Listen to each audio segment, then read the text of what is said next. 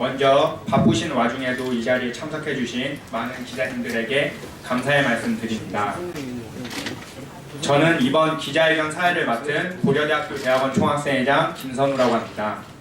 현재 전국 대학원 총학생회 협의회에서 정책위원장을 맡고 있습니다. 기자회견의 순서는 기자회견을 하게 된 취지와 참가자 소개 후 입장문 발표로 마무리하겠습니다.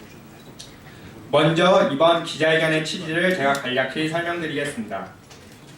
대학원생 조교들은 학교에서 근로를 하면서 근로자로 인정받지 못하고 있는 현실입니다. 이는 명백히 근로기준법 위반입니다. 편의점에서 일주일에 몇 시간만 아르바이트를 해도 근로기준법의 보호를 받습니다. 하지만 대학원생은 피교육자라는 이유로 근로자로서 정당한 권리를 보장받지 못하고 있으며 법의 사각지대에 있습니다. 최저임금 이하로 임금은 지급되고 업무법의를 명확하게 하지 않아 온갖 잡무에 시달리고 있는 현실입니다. 또한 휴가, 퇴직금, 추가근무수당 등 근로자로서 당연히 받아야 할 권리도 인정받지 못하고 있습니다. 이러한 문제 해결을 촉구하고자 전국 대학원의 총학생회 대표와 민주사회를 위한 변호사 모임, 그리고 더불어민주당 노웅래 의원님이 함께 이 자리에 모였습니다. 이번 기자회견에는 전국 대학원 총학생회 협의회 소속의 서울대, 고려대, 연세대, 유니스트 등 전국의 주요 13개 대학원과 인문학 협동조합 또 함께 연대하고 있습니다. 그만큼 대학원생 조교 근로기준법 적용 문제는 각 대학의 지역적인 문제가 아니라 전국 대학원과 다양한 연대단체가 함께 풀어나가야 할 공공의 문제라는 것을 알 수 있습니다. 이어서 이번 기자회견 참가자를 간략히 소개해드리겠습니다. 먼저 더불어민주당 노웅래 의원님 오셨습니다. 노웅래 의원님은 마포가 3선 의원으로서 현재 국회 교육문화체육관광위원회에서 활동하고 계십니다. 대학원생의 열악한 인권 실태와 연구환경 개선에 깊은 관심을 갖고 계시고 문제 해결에 앞장서고 계십니다. 이번 대학원생 조교들의 근로기준법 적용 문제도 쉽지 않은 일이라도 먼저 나서주셨습니다. 노웅래 의원님은 미래 학문세대인 전국의 대학원생 그리고 시간강사와 함께 대학원생 조교 근로기준법 적용 촉구, 시간강사법을 포함한 시간강사의 처우 개선, 대학원 등록금 등 국내 고등교육 발전을 위해 항상 애써주고 계십니다. 다음은 동국대학교 대학원 총학생회 서정우 회장님과 장광영 부회장님, 그리고 신정욱 전임 회장님 나와주셨습니다. 동국대학교는 대학원생 조교의 열악한 현실의 문제인식을 갖고 이를 개선하고자 하는 취지에서 동국대학교 총장과 이사장을 근로기준법 위반으로 고발했습니다. 우리 사회의 대학원생 조교 문제를 본격적으로 알리는 데 선도적인 역할을 수행하고 있습니다. 다음은 서울대학교 대학원 총학생회의 이우창 고등교육 전문위원님 나와주셨습니다. 국가인권위원회에서 대학원생 인권실태 조사보고서 작성에 참여했고 인권 관련 정책을 수립할 때 대학원생의 입장에서 자문 역할을 수행하고 있습니다. 그리고 저와 함께 전국 대학원 총학생회 협의회에서 공동으로 정책위원장을 맡고 계십니다. 다음은 경희대학교 대학원 총학생회장인 윤단비 선생님과 서강대학교 대학원 총학생회장인 김종혁 선생님을 소개해드리겠습니다. 마지막으로 민주사회를 위한 변호사 모임의 이용우 변호사님 모셨습니다. 이용우 변호사님은 민변에서 교육청소년위원회를 담당하고 계시며 대학원생 조교가 근로자성이 있는지 사법부의 판단을 받기 위해 동국대 대학원 총학생회와 함께 동국대 총장 및 이사장의 공동 고발인으로 나서주셨습니다. 이상 참가자 소개를 마치겠습니다.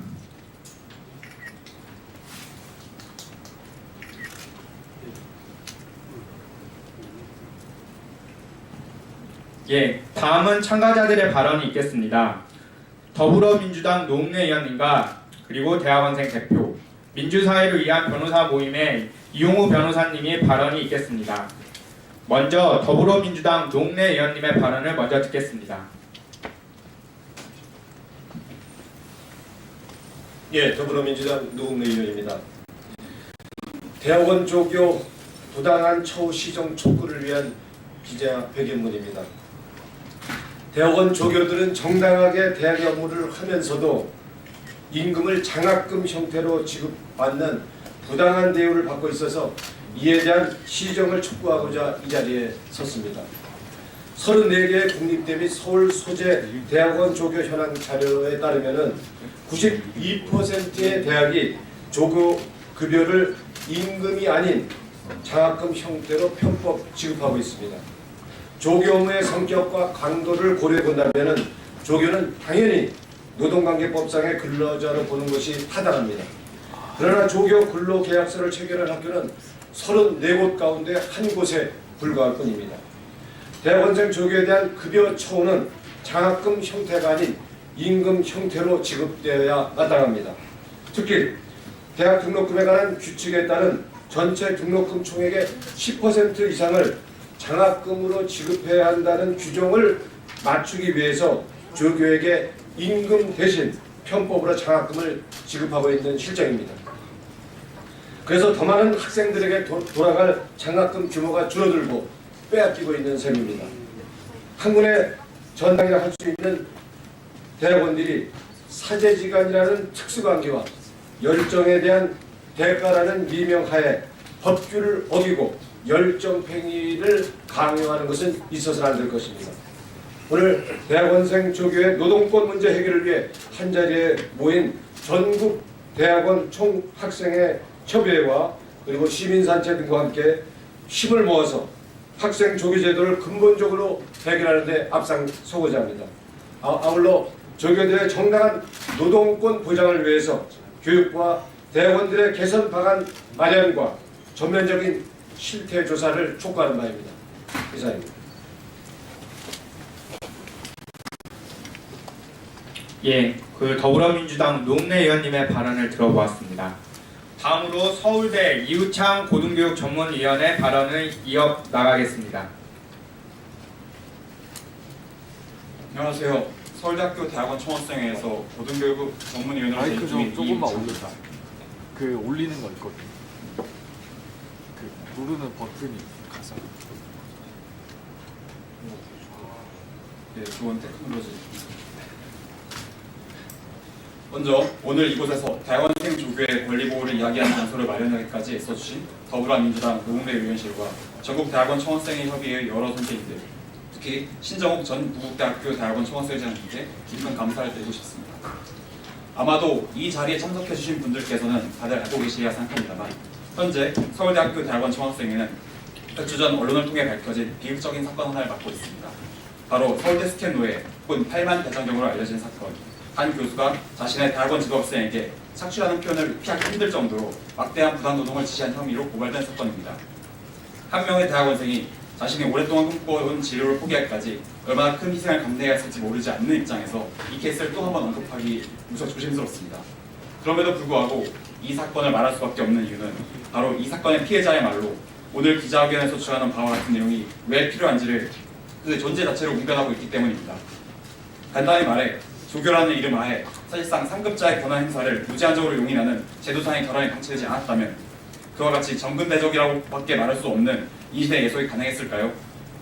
상급자의 부당한 요구로부터 자신의 기본적이고 필수적인 권리를 지킬 수 있는 제도적인 뒷받침이 있었다면 노예라는 단어가 나올 정도로 야만적인 업무량의 강요가 과연 가능했을까요? 두 질문의 답이 명백하다고 생각하실 수 있다면 대학원생 조교 혹은 근로장학생의 기본권을 외면해온 교육부와 각 대학이 완전히 틀렸음을 확신하시는데도 전혀 어려움을 겪지 않으실 것입니다.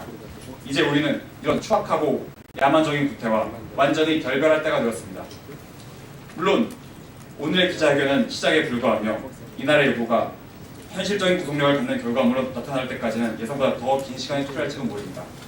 한국 사회 인권의식은 여전히 성장 중이며 대학원생의 불합리한 희생에 크게 개의치 않는 여러 관련 인사들이 잘못된 태도는 아직도 공고합니다. 저는 그분들께 인권 혹은 기본권과 같은 말 대신 우리 모두가 친숙하게 받아들이는 상식 하나를 상기시키고 싶습니다. 한국은 삼면이 바다로 둘러싸여 있고 국토의 70%가 산지이며 특별한 부존 자원이 없는 나라로서 이 나라의 미래는 뛰어난 인적 자원의 육성에 달려있다. 이 말이 무슨 뜻인지 알고 계시는 분들께서 고등교육 및 지식 생산의 초소비라고 할 수 있는 대학원생의 열악한 처우를 감시하는 상황이 완전히 넌센스임을 지적하는데 특별한 지성이 필요하지는 않습니다. 대학원생 없는 고등교육은 없고 고등교육 없는 미래란 불가능합니다. 그런 점에서 저는 이 자리가 우리들의 더 나은 미래를 위해 반드시 필요한 첫걸음이라고 힘주어 말하고 싶습니다. 감사합니다.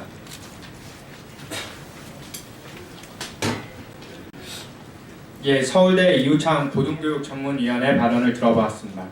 다음은 동국대 대학원 총학생회장인 서정호 선생님의 발언을 들어보도록 하겠습니다.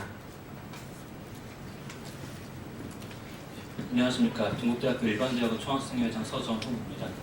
지금 저희 동국대에서 처음 초석을 심었고 이것을 발판 삼아 앞으로 조교의 근로자성을 인정하는데 모든 대학원들이 동참을 해서 대한민국의 사회가 변화한다면 그게 저희 동국대 전임 회장이 원하는 방향대로 흘러가는 게 아닐까 싶습니다.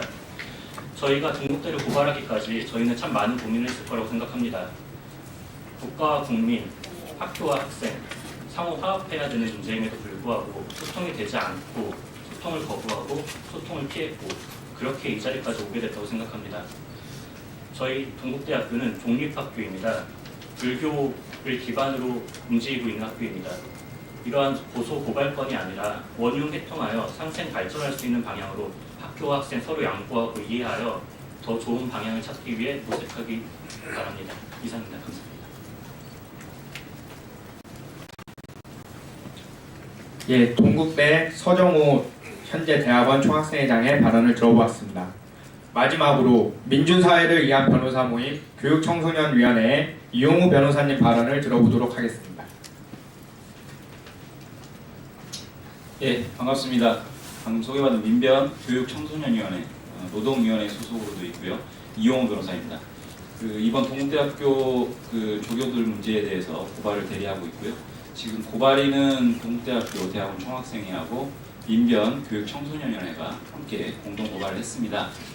법률적인 문제만 간략히 말씀드리면 사용자가 지휘 감독을 하고 그에 따라서 구속을 받고 근무를 하면 대한민국에서 누구나 다 노동자를 인정받아야 됩니다. 현재 대학교 내에 조교들이 상당히 많이 있는데 조교들의 근무 실태를 검토를 해보니 사용자라고 할 수 있는 대학교의 지휘 감독 하에서 업무 지시를 받고 근무 시간이나 근무 장소에 구속을 받으면서 노동자로서 일한다라고 하는 것이 명확하게 확인이 되었습니다. 대법원에서도 이런 학생의 지위에 있는 자들이 노동자성이 있는지에 대해서 이미 선례가 충분히 있습니다.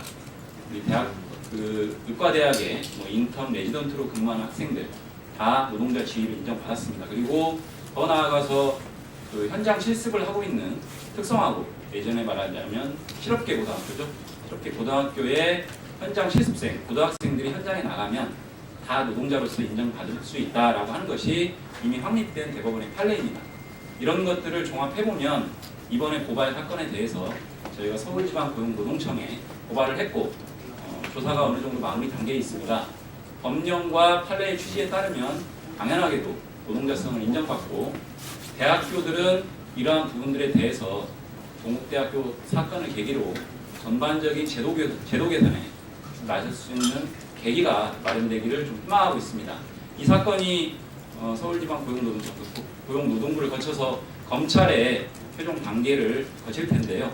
저는 전향적인 판단을 통해서 중요한 어떤 법령, 제도 개선의 계기가 마련될 수 있기를 희망합니다. 네, 이상입니다. 예, 민주사회를 위한 변호사 모임의 이용우 변호사님 발언을 들어보았습니다. 이것으로 오늘 조교 근로자성과 관련된 기자회견을 모두 마치도록 하겠습니다. 대학원생 조교 문제에 관심 가져주시고 함께 이 자리를 빛내주신 더불어민주당 노웅래 의원님과 각 대학원 총학생회 대표 그리고 민변의 이용우 변호사님 그리고 취재해주신 기자님들께 다시 한번 감사의 말씀 드립니다. 감사합니다.